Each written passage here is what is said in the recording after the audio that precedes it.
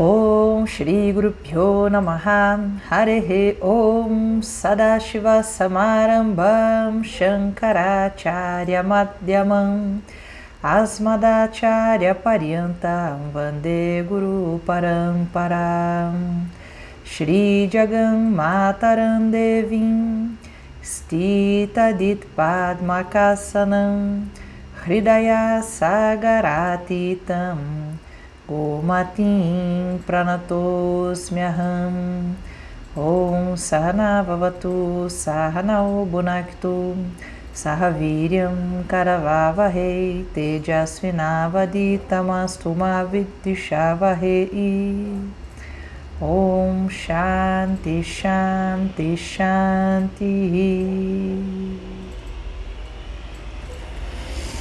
Muito bom. Então vamos lá? Então hoje, nossa última aula dessa sequência sobre a Gita, né? Conforme eu comentei na semana passada, né, que tinham perguntado sobre a Gita, e essa semana, o estudo da Bhagavad Gita, ele é um estudo muito profundo, né, que requer um acompanhamento mesmo, a pessoa pegar desde o começo e fazer até o final, né? Eu tô fazendo bem superficial, assim, né, passando rapidinho, né.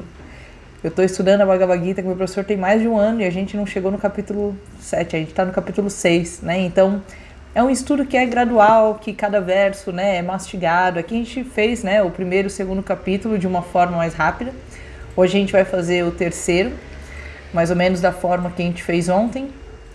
E aí depois, né, aí cada um segue aí o seu estudo, qualquer coisa a gente faz uma segunda rodada mais para frente, mas é porque requer realmente um envolvimento maior, tá bom? Mas vamos então seguindo aí. Então terminamos ontem, né, quando Krishna ficou lá falando o que era uma pessoa que tem o conhecimento firme, né? Então é aquele que não vê a diferença na vitória e na derrota. O que você quer conhecer, Arjuna, é aquele que o vento não seca, o fogo não queima, a água não morre, não molha, as armas não ferem, né? Então ele está falando do absoluto. Então ele passa o capítulo falando um pouquinho mais sobre o absoluto. E um pouquinho sobre as ações, livre dos resultados das ações, né? Lembra, o meu dharma é fazer determinadas ações, eu faço, porque eu tenho que fazer e não esperando os bons frutos dessa ação, né, que eu tenho que fazer. Então Krishna foi, né, mais ou menos nessa levada. Como eu disse ontem, né, para algumas pessoas o capítulo 2 já é todo o capítulo 2, né, já é todo o ensinamento da Gita, né? Não precisa de mais nada. Ele já explicou o que é esse absoluto. Porém, no final do capítulo e no começo desse terceiro capítulo, Arjuna fica muito confuso. Que ele fala assim: calma, Krishna. Então vamos lá. Estou aqui no campo de batalha. A hora que eu olhei para os dois lados, né, eu senti que eu não podia lutar, porque eu não quero lutar contra os meus parentes, eu não quero lutar contra os meus mestres, eu não quero lutar contra os meus primos, pelos meus conhecidos, etc. Se eu lutar, né, e ganhar, eu vou ter ganho, matado todo esse povo. Se eu entrar e perder, o meu lado é que vai ter morrido, né? E se eu não lutar, eu vou contra o meu dharma, né? Eu vou tido como aquele que teve medo na hora da batalha, sendo que eu sou considerado o maior guerreiro. Conclusão, Krishna, eu ainda não entendi. Eu devo agir ou não? Né? Você está me falando que as ações são importantes, mas ao mesmo tempo você está falando que o que importa é esse conhecimento do todo, que é conquistar o reino não vai me dar felicidade, perder o reino não vai me dar felicidade, e não lutar também não vai me dar a felicidade que eu estou buscando. Então eu estou confuso, Arjuna. Eu luto ou eu não luto? Né? Eu sigo as minhas ações ou eu vou em busca do conhecimento? Então, tá nesse momento, quando Arjuna fala assim: me guia, não sei realmente o que fazer. Né? Se ele fala assim, se o conhecimento é mais importante, por que eu estou lutando? Né? Por que eu estou perdendo meu tempo? E aí então a gente vai fazer esse terceiro capítulo, vou fazer mais ou menos como eu fiz ontem, lendo, e a gente vai parando um pouquinho, que aí pelo menos vocês têm a experiência, né, de acompanhar um texto assim. Então, vamos lá. Arjunavaka, né? Arjuna diz: se a sua consideração é de que o conhecimento é superior à ação, Krishna, então por que você me indica essa ação tão cruel, né? Então é isso que eu acabei de falar. Tá nesse dilema. Se você fala que o conhecimento é muito maior do que as ações, por que agir? Com palavras aparentemente contraditórias, você parece querer confundir o meu intelecto. Tendo decidido, diga uma coisa: através de qual ação, né, através de qual escolha eu irei alcançar a liberação. Então, quando a gente fala de liberação, é se liberar dessas buscas, né? Dessa busca constante por segurança, dessa busca constante por prazer, dessa busca de saber que ação eu tenho que fazer, que ação eu não devo de fazer. Então existe um momento, quando eu entendo que tudo faz parte de uma ordem, né? Que existe uma inteligência que organiza tudo isso, eu quero esse conhecimento, né? Então eu quero isso. Quando eu entendo, ou pelo menos, né, eu contemplo isso, não faz mais sentido, né? Então eu me libero dessas buscas, porque eu já entendi que essas buscas, elas não são reais, né? Eu busco isso porque eu acho que vai me fazer feliz, eu busco aquilo porque eu acho que vai me satisfazer, eu busco aquilo porque eu acho que vai me fazer completo. Mas quando eu entendo que eu já sou completo, essas buscas perdem o sentido. Então a gente fala, né, que é moksha, a liberação. Então ele fala, né? Então eu quero essa liberação, né? Eu quero esse conhecimento. Se eu já decidi isso, Arjuna, que caminho eu devo seguir, né? Lutar ou não lutar? E aí então, Krishna diz: ó Arjuna, neste mundo existem 2 estilos de vida ensinados por mim desde o início da criação. Para os renunciantes, que têm uma vida dedicada ao conhecimento, e para os envolvidos na ação, a vida dedicada à ação. Né? Então, existem 2 tipos que até na semana passada, nas aulas dos Yoga Sutras, a gente falou, né? Existem 2 tipos de buscadores, né? Então, existe aquelas pessoas que nasceram para isso, tá? Então, é um tipo de pessoas específica, que elas renunciam à vida, elas não vão casar, elas não vão ter profissão, elas não vão ter uma família, elas não vão ter filhos, não vão ter nada. A vida dela é simplesmente buscar esse conhecimento. Então, ela é um renunciante, né? Então, ele fala, então existe esse caminho para aqueles que vão viver da renúncia, e existe o caminho para aqueles que vão viver agindo, né? Então, nós que temos profissões, temos família, etc., mas ao mesmo tempo eu quero esse conhecimento também. Então ele fala, então renuncia às ações e simplesmente estuda, né? A sua vida é essa busca. E o outro, como ele age, ele fala assim, então você tem que usar a sua ação como essa busca pelo conhecimento. Então a sua ação deve ser correta, né? Karma Yoga, que ele falou no capítulo anterior. As suas ações devem ser de acordo com o Dharma, sem a espera dos resultados, né? Sem a barganha pelos resultados. Então ele fala desses 2 tipos de buscadores. A pessoa não alcança o estado de não ação através da não execução de ações. E tampouco alcança a liberação através da renúncia. Então, Então, assim, né, ele fala, então a pessoa não alcança o estado de não ação não fazendo ações. Então, o que ele quer dizer? O que é esse estado de não ação? Na verdade, não é um estado de não agir. É um estado de entender que, na verdade, eu não faço as ações, né? O eu com E maiúsculo. O eu com E maiúsculo tá lá. Mas Juliana é a agente da ação. Então, eu faço as ações, né? Então, existe algo que não age e existe algo que age. Então ele fala, né? A pessoa que alcança o estado de não ação significa que ela não vive em função dos resultados das suas ações, né? Então eu vou tratar fulano bem porque eu preciso de uma carona e fulano mora perto de mim, então eu trato ele bem, né? Então isso é viver em função das minhas ações. Sempre tem uma barganhazinha, mesmo que não pareça, né? Na semana passada eu dei um exemplo de uma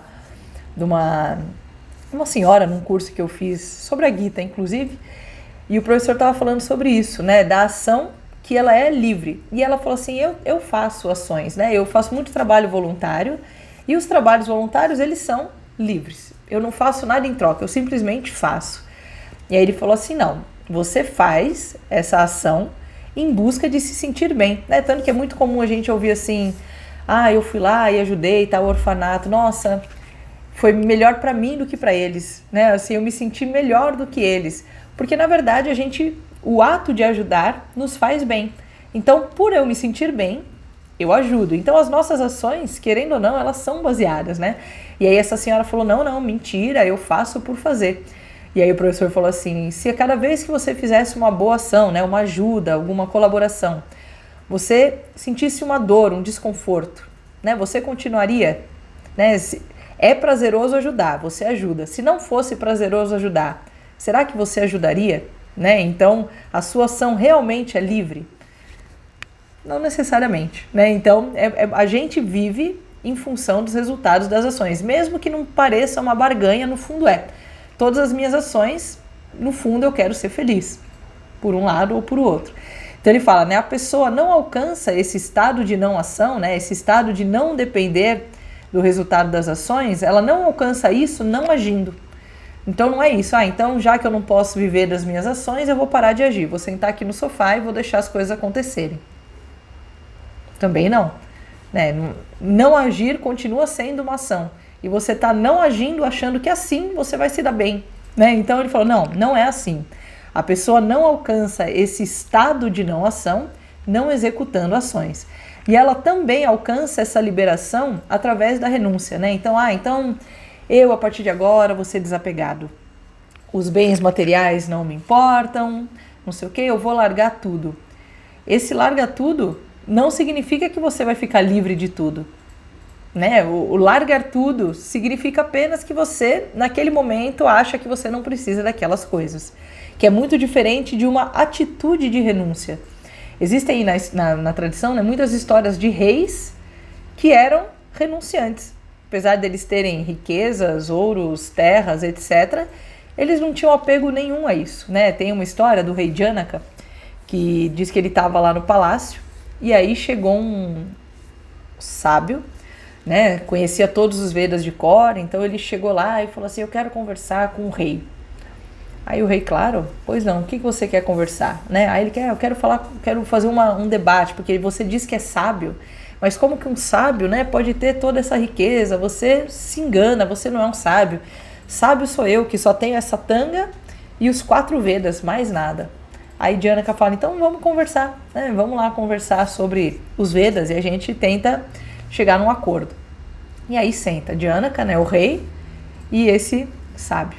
E aí o sábio começa a falar os Vedas de cor. Começa a falar. E Janaka lá, só ouvindo, e ele falando. Aí daqui a pouco vem um dos seguranças lá do reino e fala, rei, suas terras estão pegando fogo, a gente precisa ir embora. Ele, calma, eu tô aqui conversando com o meu amigo. E aí o sábio já fica meio assim, mas tudo bem, continua falando. Aí daqui a pouco ele fala, gente, não, rei, pelo amor de Deus, você tem que sair, o fogo já tá chegando nos limites do castelo. Vocês não estão vendo que eu tô conversando aqui com o meu amigo sobre os Vedas? Aí, tá bom. Aí daqui a pouco, rei, pelo amor de Deus, o fogo já tá no castelo, você tem que sair. Você não tá vendo que eu tô conversando com meu amigo sobre os Vedas? E o sábio já começa a ficar meio tenso, né? Tipo, como assim? Aí a hora que tá chegando, ele ouve o barulhinho do fogo. Aí o cara entra e fala, pelo amor de Deus, aí você tem que sair, o fogo já tá na sala ao seu redor. Aí ele bate palma e o fogo apaga. E aí, né, o sábio olha, os Vedas dele estão pegando fogo, ele vai lá, fica tentando apagar o fogo dos Vedas. E aí o rei fala assim, quem é o desapegado aqui? Né, eu perdi todo o meu reino conversando aqui com você, e você agora está desesperado porque queimou esses pedaços de papel. Né? Então não importa, o apego não quer dizer não quer dizer ter apego. Né? Eu tenho porque eu sou um rei, eu herdei tudo isso e não tem problema nenhum. Agora o seu desapego, ele é falso. Né? Você acha que você, por decorar os Vedas, é desapegado, mas são pedaços de papel. Se você já decorou, por que você precisava deles? Né? Então ele tinha apego a algo espiritual, e na cabeça dele, por ser algo espiritual, não era um apego como o rei, né, que tinha um castelo. Então, ser um renunciante não significa também que você alcança a liberação. Né? Essa renúncia ela é muito mais interna. Verso 5. De fato, ninguém, nem por um instante, permanece sem fazer alguma ação, pois todos, sem escolha, são levados às ações pelas qualidades que nascem da natureza. Então, para eu viver, eu preciso agir. Né? Como eu falei, ficar sem agir é uma ação, acordar é uma ação, dormir é uma ação, falar, comer, né? Aquele que, controlando seus órgãos de ação, senta-se pensando nos objetos do sentido, é tido como um iludido e que tem um comportamento falso. Então ele fala, né, aquele que ele está sentado meditando, né, vamos imaginar. Ele controla, os seus órgãos de ação estão todos voltados, ele não está pegado a nada do lado de fora. Porém, a sua mente está.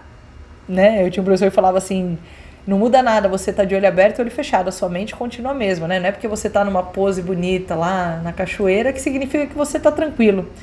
De olho aberto, de olho fechado, a mente continua a mesma, né? Então, por mais que a pessoa ache que ela está lá recolhida nos órgãos do sentido, a mente dela tá.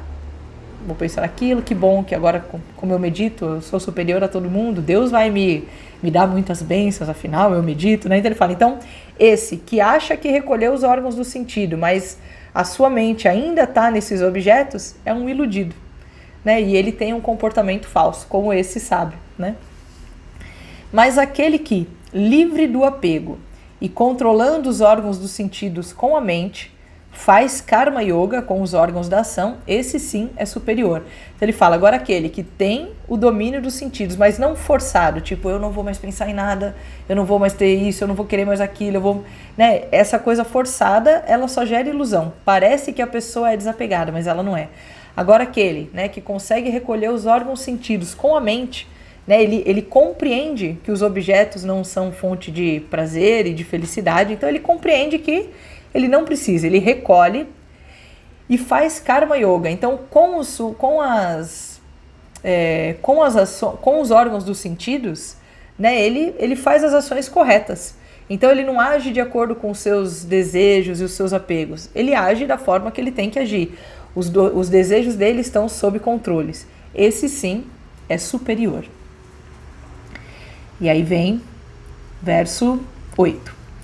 Que você faça a ação que deve ser feita, pois a ação é superior à inação. Então, agir é melhor do que não agir. E até mesmo a conservação do corpo não seria possível para você através da inação, né? Então, eu preciso tomar banho, preciso comer, não tem como não agir. E aí ele está falando, né? Só para tirar essa ilusão da mente dessa nossa inação. Esse mundo está preso à ação, exceto aquela feita como oferecimento. E agora ele vai falar um pouco sobre isso. Ó Arjuna, faça a ação livre do apego aos seus resultados com esse propósito de um oferecimento a Ishvara. Então, o que ele está falando aqui, né? Aquele que faz Karma Yoga significa que ele compreendeu, né, que tudo está dentro de uma ordem. Ele não age mais baseado no que vai acontecer quando eu fizer tal coisa, o que eu vou ganhar se eu fizer tal coisa, como eu vou me sentir quando eu fizer tal coisa. Ele age, né, da forma que ele tem que fazer. E como ele compreende que tudo é esse Ishvara, né, tudo é esse todo, esse absoluto, todas as ações dele são um oferecimento para esse todo.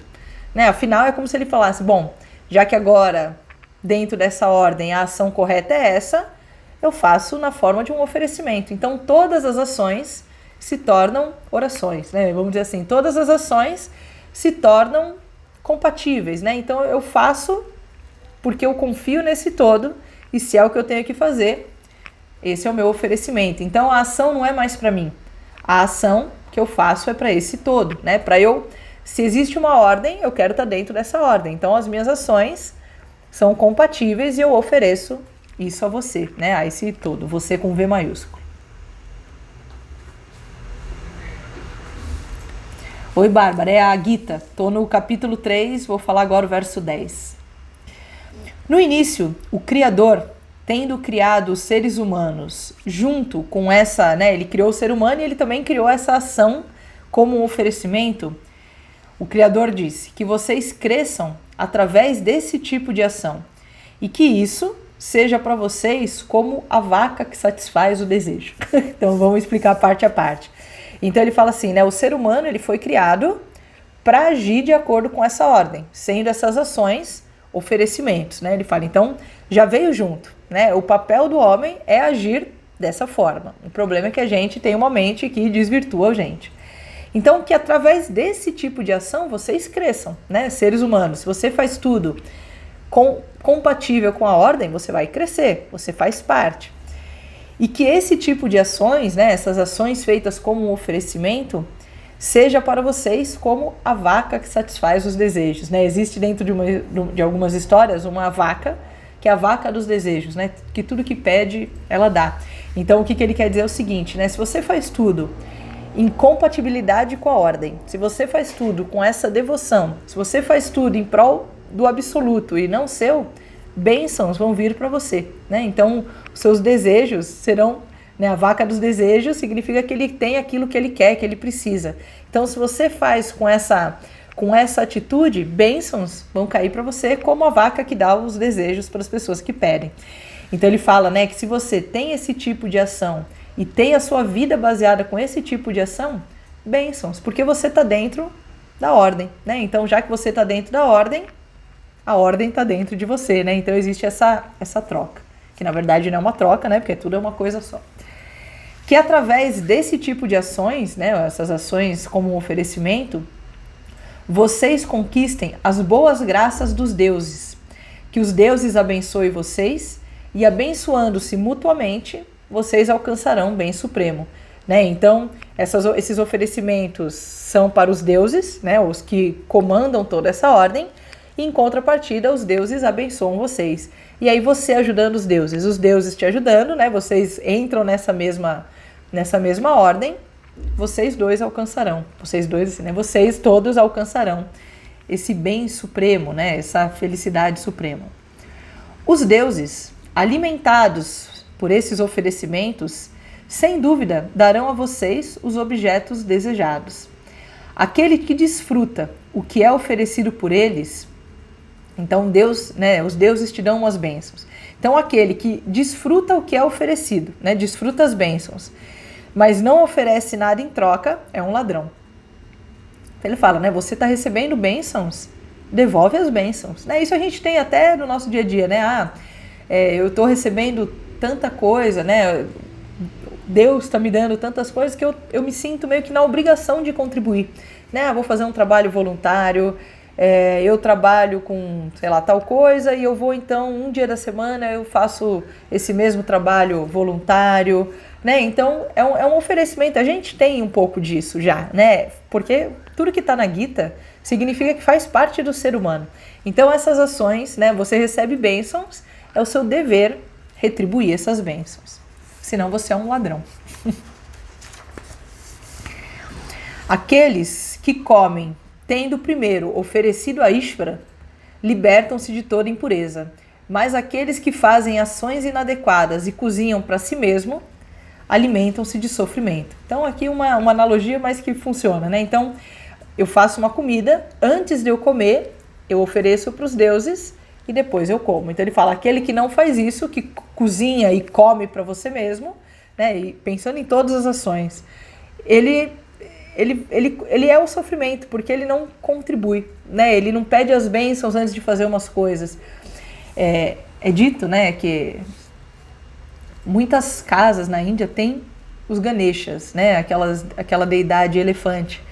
E eles têm muito essa coisa de, antes de você comer, faz uma oração. Antes de você começar um trabalho, faz uma oração, faz o Om, né? Que seja, faz alguma coisa. Que a ideia é sempre assim, por mais mundana que seja a sua ação, né? Que é, você primeiro se conecta com Deus, depois você faz. Você primeiro se conecta com Deus, depois você faz, né? Então você primeiro se conecta, faz. O Om tá antes de tudo, né? Então primeiro é Deus, depois é o que eu vou falar. Então, né, existe essa troca. Já que você está dentro dessa ordem, agradece a ordem e age. Se entra na sintonia da ordem e age. Senão, você vai ter sofrimento, porque você vai ficar se sentindo separado desse todo. Os seres vivos nascem do alimento, né? Nosso corpo é feito de alimento. Annamaya Kosha, né? O corpo físico é o corpo de alimento. O alimento nasce da chuva, né? Precisamos ter a chuva para a comida brotar. A chuva nasce desses oferecimentos, né? Então a chuva vem porque o Deus da chuva resolve fazer chover, né? Se Ishvara na cabeça dele, né? Se Deus fala assim, a partir de agora não vai chover mais, acabou. Não chove mais, não tem mais comida, morremos, né? Então ele fala, os seres vivos nascem do alimento, o alimento nasce da chuva, A chuva nasce dessas bênçãos e essas bênçãos nascem das ações. Então, é um ciclo, né? Essa coisa aí que eu falei, né? Se Deus quiser, amanhã, quando a gente fala sobre humildade dentro da espiritualidade, né? Tem um exemplo bem bacana que fala assim, tá, eu sou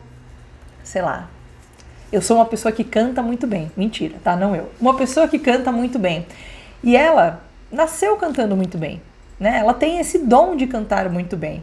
Ou seja, ela não tem nada com esse dom. O dom veio para ela. Ela canta bem.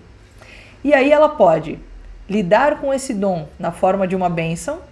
E ganho dinheiro com isso, é meu sustento, eu alegro pessoas, eu deixo pessoas felizes, eu compartilho, etc, etc. Se ela achar que esse dom é dela, eu sou incrível porque eu canto, olha a multidão que eu arrasto cantando, olha a minha voz, ai como Deus me ama e me deu essa voz, isso é uma falta de humildade, porque o que realmente você fez para ter essa voz? Nada.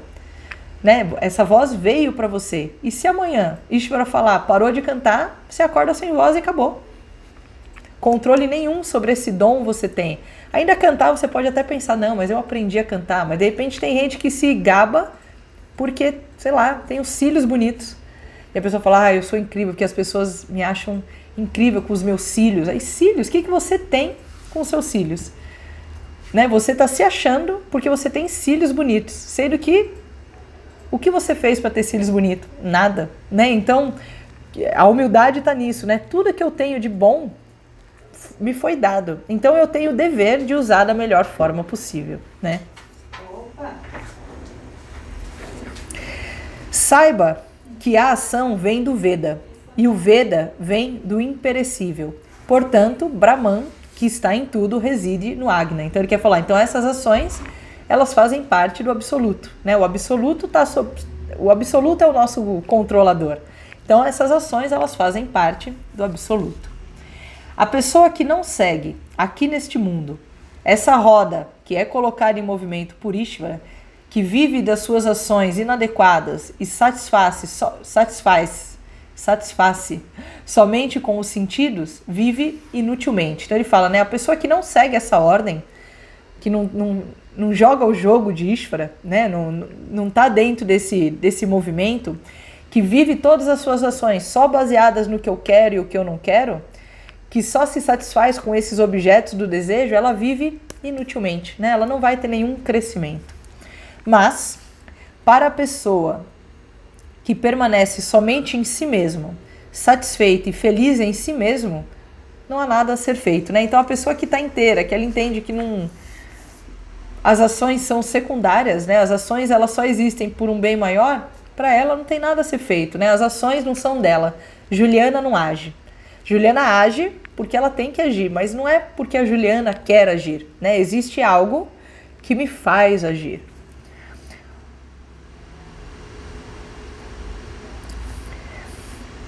Portanto, livre do apego, sempre faça a ação que deve ser feita, pois, fazendo a ação livre do apego, a pessoa alcança o mais alto, né? Que é essa liberação.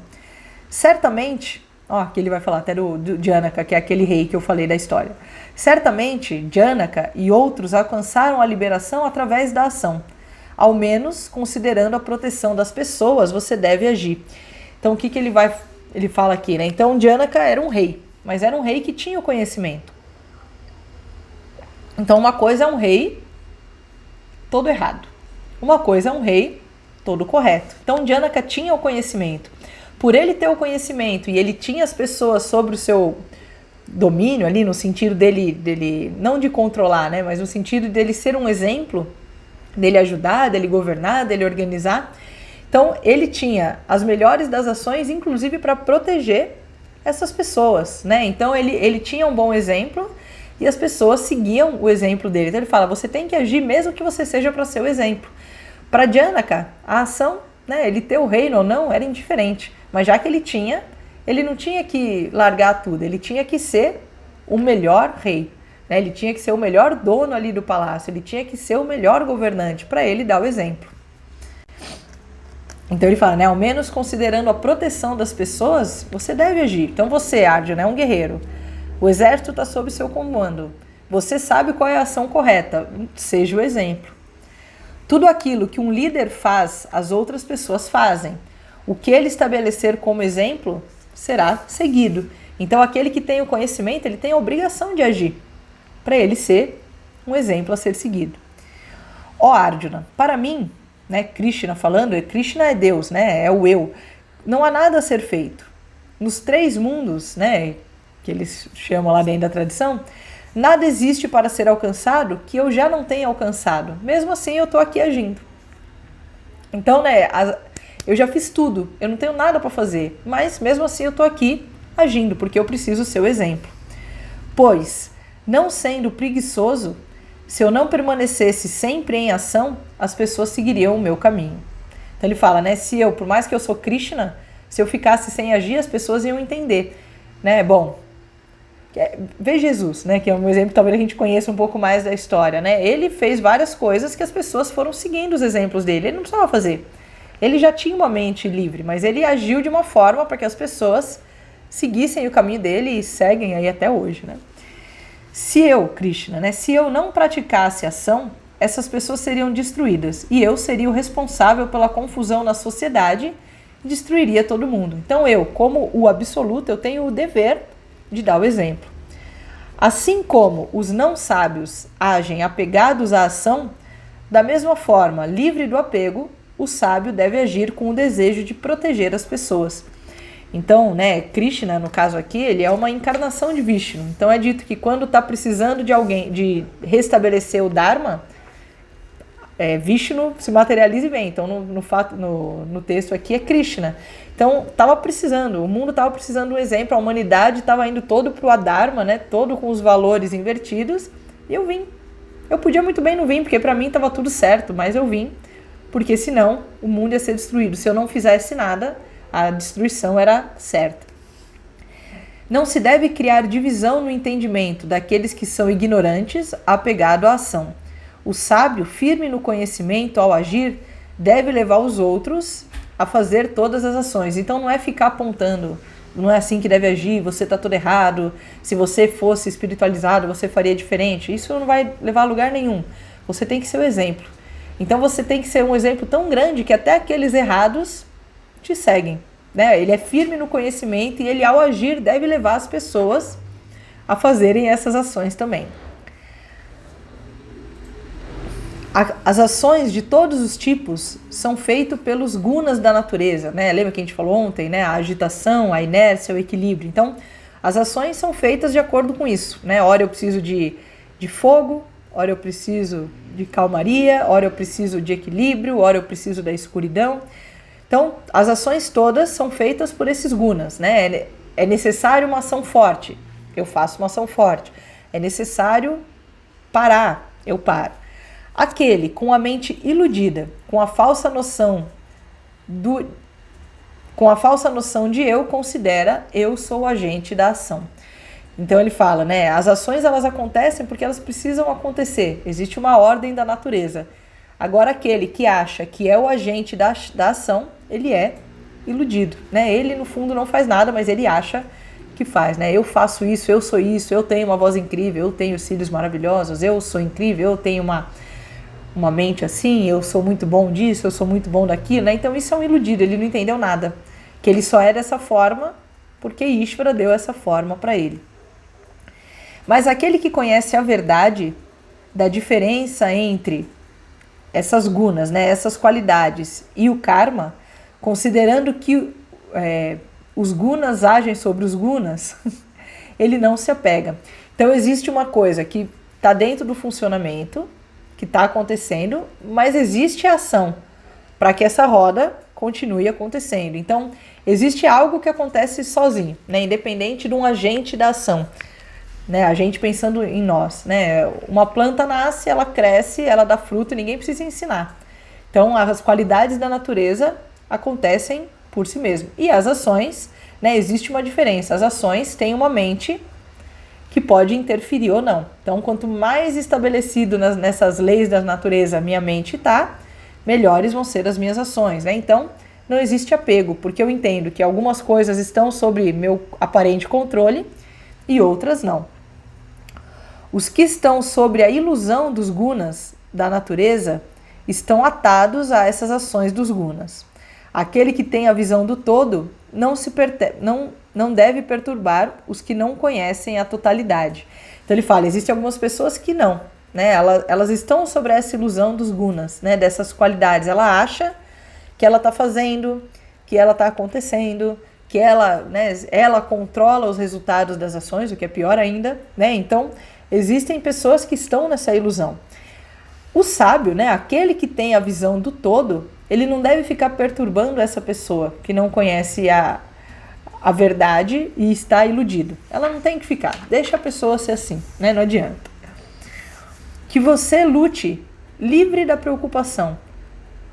Acho que eu pulei.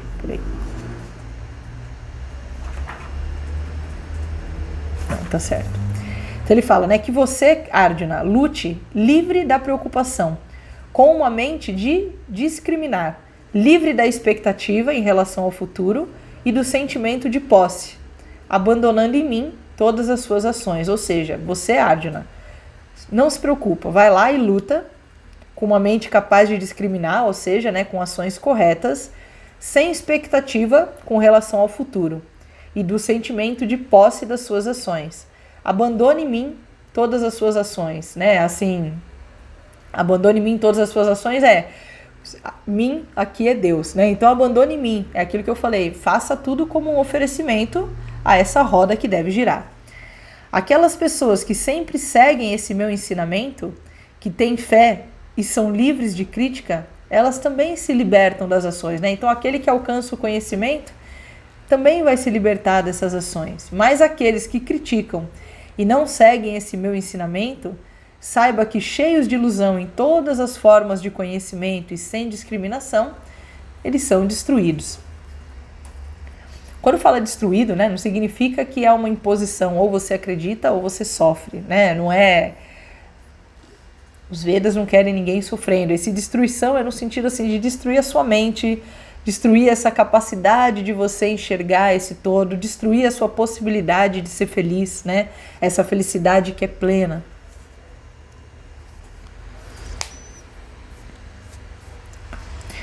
Mesmo aquele que tem conhecimento age de acordo com a sua própria natureza. Então, minha própria natureza significa que eu, Juliana, tenho um conjunto de características, de qualidades, né? De mentes mais rajásicas, né? Mais ativa, uma mente mais tranquila, uma mente mais contemplativa. Todo mundo, né, tem uma natureza. Então, mesmo aquele que tem o conhecimento, ele vai agir de acordo com a sua natureza, né? A natureza do seu personagem.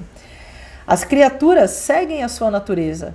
Como se poderia controlar o fluxo dessa natureza, né? Então, como eu falei da planta, ela segue a sua natureza, ninguém pode controlar.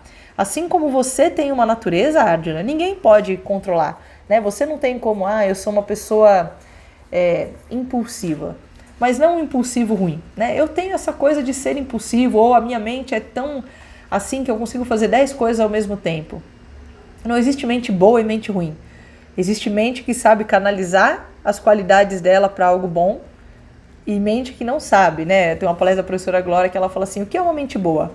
Aí no mundo corporativo vão falar, mente boa é aquela pessoa que é líder, que ela consegue orientar um monte de pessoas ao mesmo tempo, ela consegue fazer 10 coisas ao mesmo tempo, ela está fazendo uma live, ela está lendo um livro, ela está respondendo um e-mail, ela está ouvindo o que o funcionário está falando e está falando também. Isso é uma mente incrível. Aí você fala, nossa, realmente, né? Para esse papel tem que ser essa mente. Parabéns.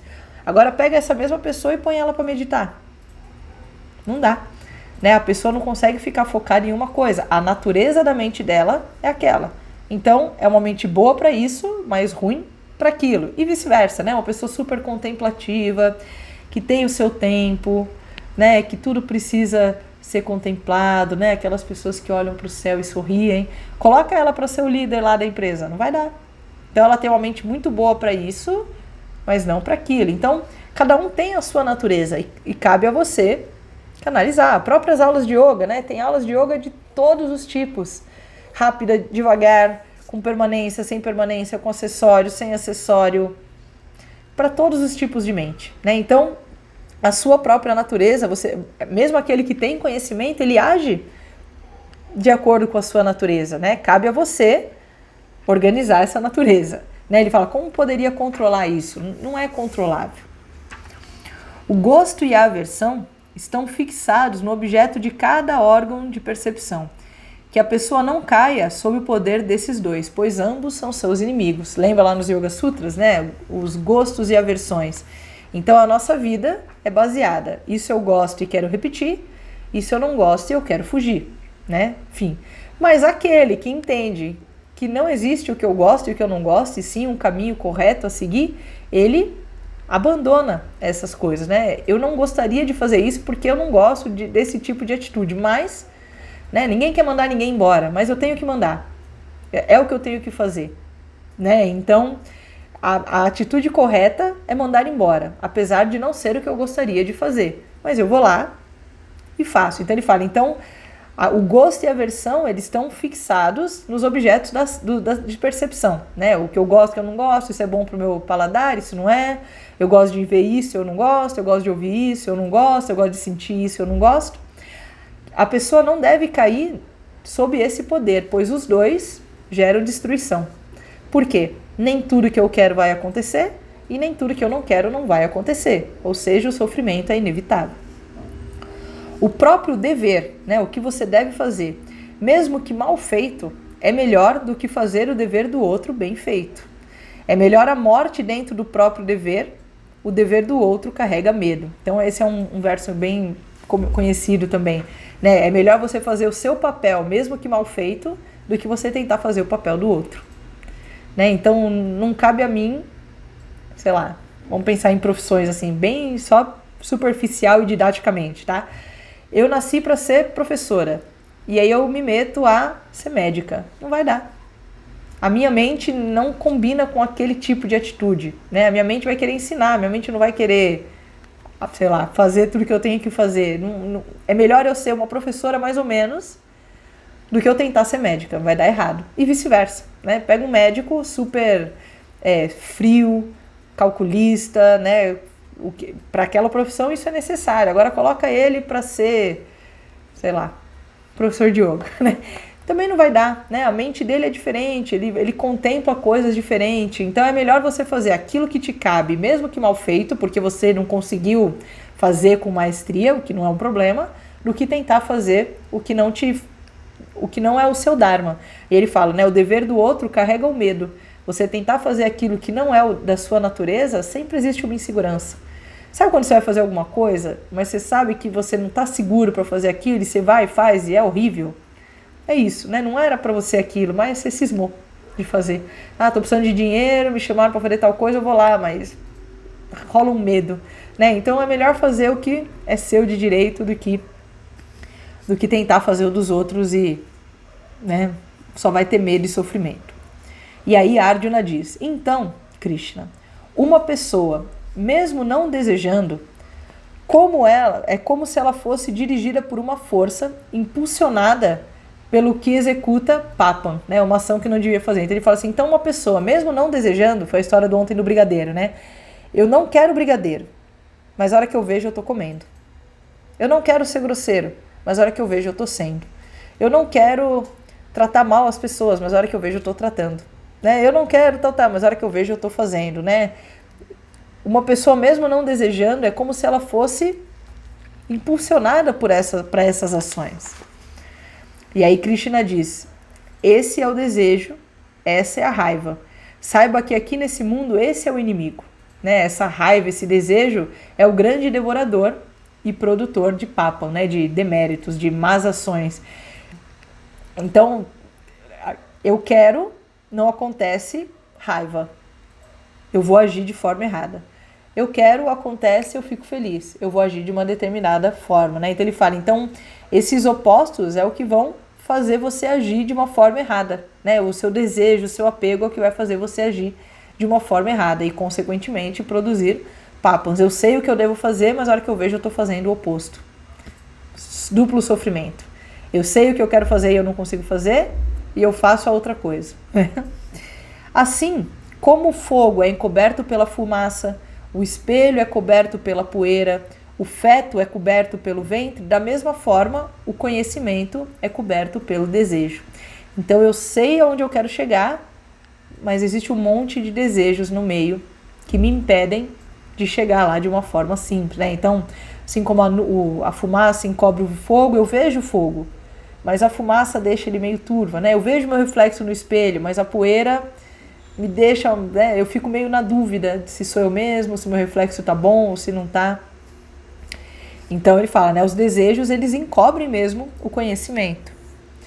O conhecimento é encoberto por esse inimigo constante para o sábio. Sua forma é o desejo insaciável e cheio de sofrimento. É isso que eu acabei de falar. Fala-se que a base deste desejo são os sentidos, a mente e o intelecto. O desejo ilude a pessoa, encobrindo o conhecimento com estes sentidos, mente e intelecto. Então, a gente sabe o que a gente tem que fazer, mas nem sempre a gente consegue. Então, a gente precisa de mais firmeza no conhecimento. Lembra no capítulo anterior que ele fala, né? Aquele que tem o conhecimento firme, age assim.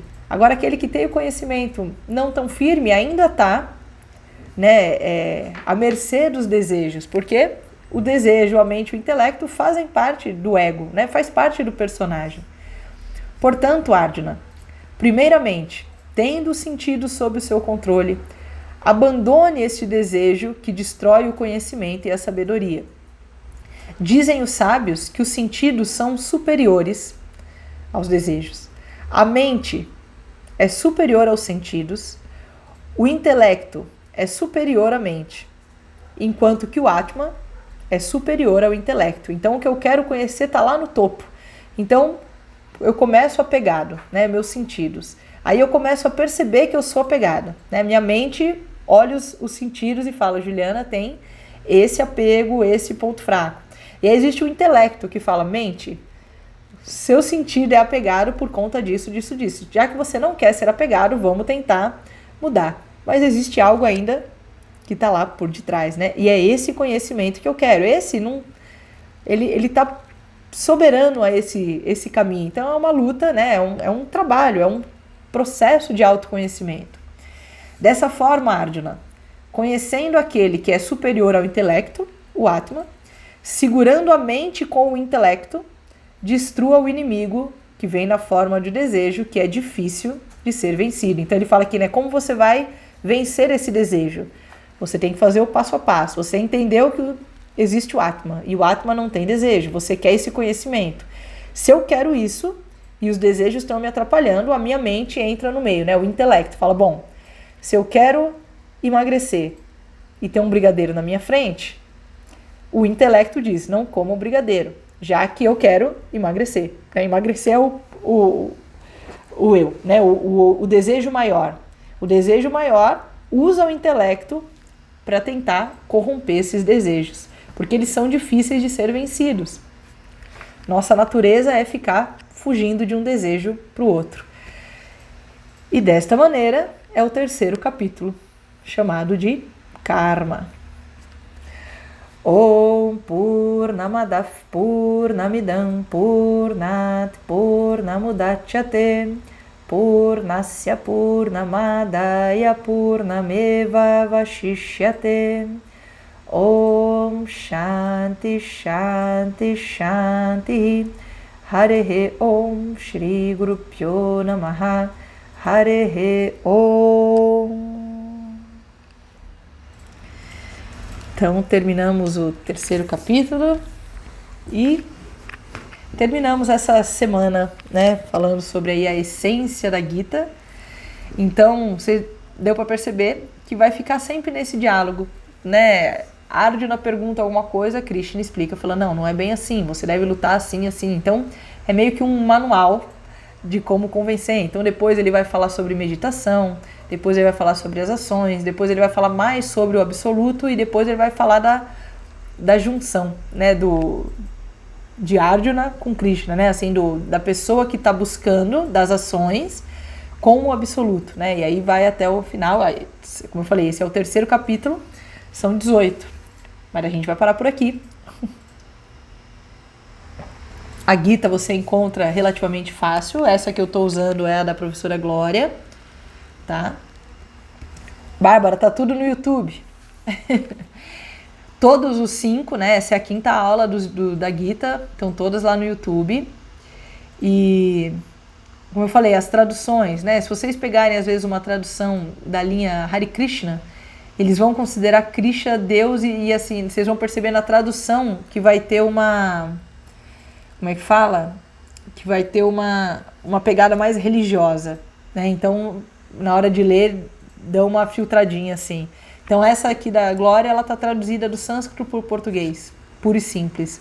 E é legal que no começo ela fala assim, ó, o capítulo tal vai falar sobre isso, isso, isso, e ela dá um resumo, ó, do verso 1 ao tal, você vai ver que é Krishna falando para Arjuna isso. Do verso tal a tal, vai ser Arjuna perguntando para Krishna, né? É bem legal, só que são 3 volumes, né? Esse é o capítulo 1 a 6, depois são 3 volumes desse que você encontra no site da Professora Glória, tá?